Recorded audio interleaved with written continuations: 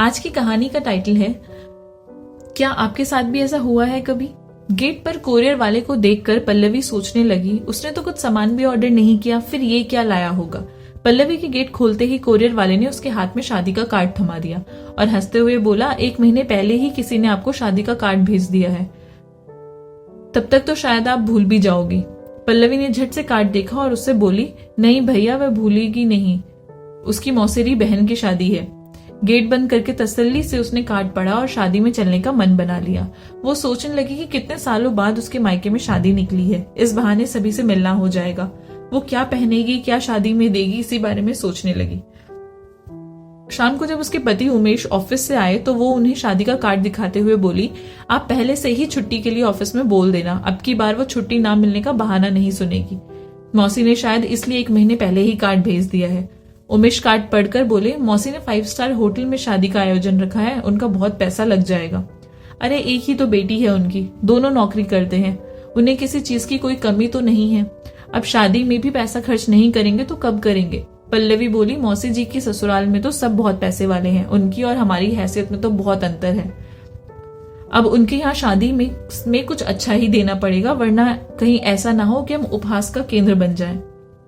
तुम्हारी जैसी मर्जी वैसा करना, पर अब कम से कम चाय तो पिला दो, कितनी देर हो गई ऑफिस से आए हुए।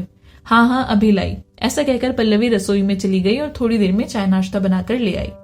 पल्लवी ने धीरे धीरे शादी की तैयारियां शुरू कर दी। अपने और पति के लिए और अपनी बेटी के लिए उसने कई सारी ड्रेसेस खरीद ली। मौसेरी बहन को देने के लिए उसने एक कांजीवरम और एक बनारसी साड़ी के अलावा एक सोने की अंगूठी भी खरीदी। शादी का समय नजदीक आता जा रहा था, उसकी धड़कन बढ़ती जा रही थी, पर एक बात जो उसे खटक रही थी कि मौसी एक बार भी शादी में बुलाने को फोन नहीं किया। उसके पति ढंग से बुलाए बिना जाने को तैयार ही नहीं थे।